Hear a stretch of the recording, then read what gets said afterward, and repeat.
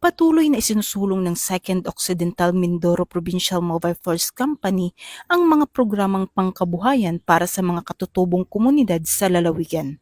Nito lamang Hunyo 6, nagsagawa ng mobilization activity ang RPSB team ng 2nd Occidental Mindoro Provincial Mobile Force Company sa pangunguna ni Police Captain Jefferson C. Magnaye para sa People's Organization sa Produktong Alangan, Kababaihang Ulanguan, Upako sa Sitio Ulanguan, Barangay Barahan, Santa Cruz Occidental, Mindoro.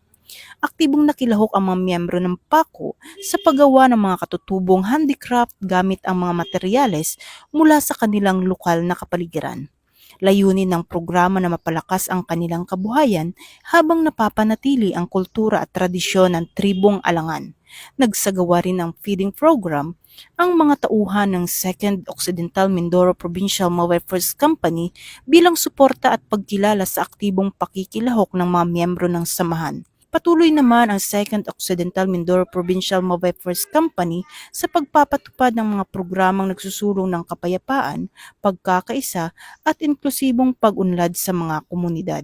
Mula dito sa Campo Crame, ako ang inyong PNN correspondent, Patrulu Mandara Palogme, alagad ng batas, tagataguyod ng balitang pulis.